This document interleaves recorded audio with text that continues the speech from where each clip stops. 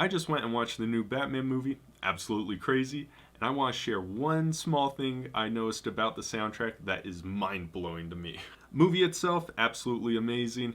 I love the tone, I love the gritty setting, and when it was campy in a good way. I love that, so highly recommend it. And another amazing thing about the movie was the soundtrack. And I was going to leave it there. Amazing soundtrack, period. But I started thinking about how the movie incorporates not only the original soundtrack, but additional songs from other places as well, because it does it super well. The first place I saw this was with Something in the Way by Nirvana. Something in the Way is my favorite Nirvana track. I've talked about before on stream. I've talked about before. I was super impressed by how this cinematic soundtrack and this 90s grungy rock song are able to fit together so well.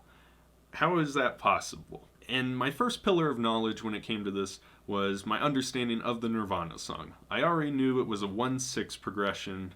I already knew the harmony to it, all that good stuff. It's this F minor sus chord, followed by a D flat sus chord as well.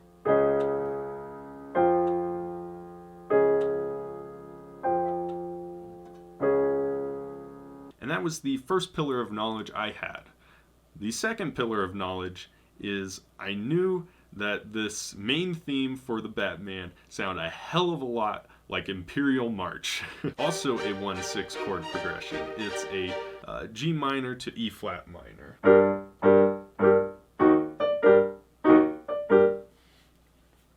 Some fancy melodic stuff, but the chord progression itself is also a 1/6 chord progression.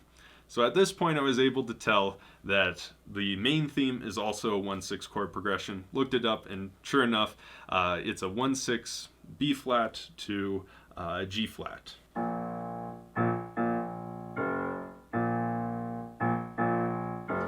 So all of these use the same chord progression. You could easily play the Nirvana chords on top of the Batman theme if you were in the same key. You could also throw Imperial March on top of all of it, and it wouldn't sound too weird if they were all in the same tonality.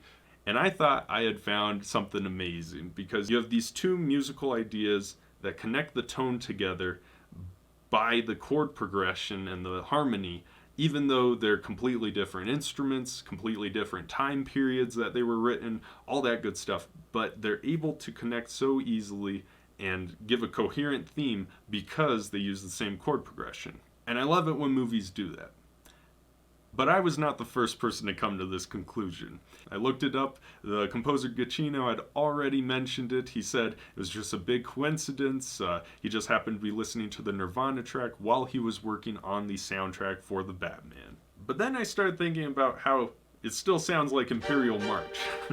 And I think I'm not going out on a limb here saying that he most likely was inspired by Imperial March. Same progression, it even kind of has the same rhythm. Nothing's wrong with that, but it sounds very similar and inspired by. Now, Imperial March itself was based on Holst's Mars, the Bringer of War. The Bringer of War was used as the backing track for Star Wars until John Williams created Imperial March. It was used as a placeholder. And Holst's Mars is based on Chopin's B-flat minor sonata. You've probably heard it before. It's very, very famous. It goes a little something like this.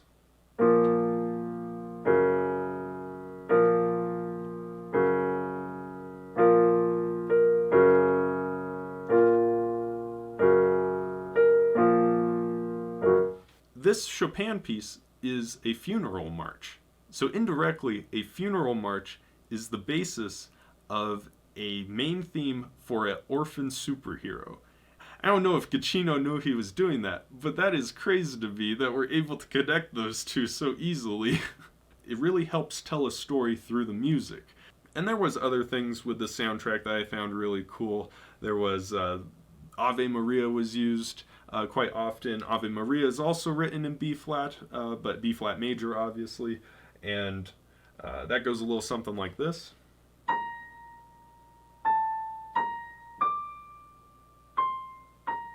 And the Riddler's theme in this movie is just a real scuffed version of this. It's in this weird, like, harmonic Phrygian thing. It's really weird, but it's literally the same idea.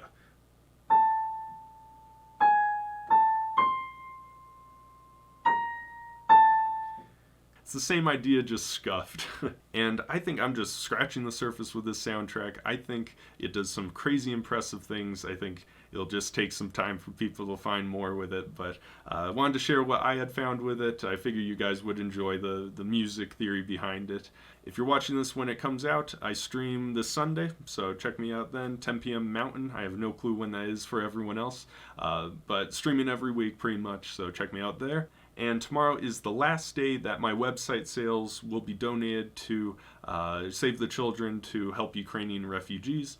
So if you want to get on that, and if you want your money to go to a good cause and get some awesome wave stem files from me, you can do that. Thanks for stopping by. Hope you have a good one.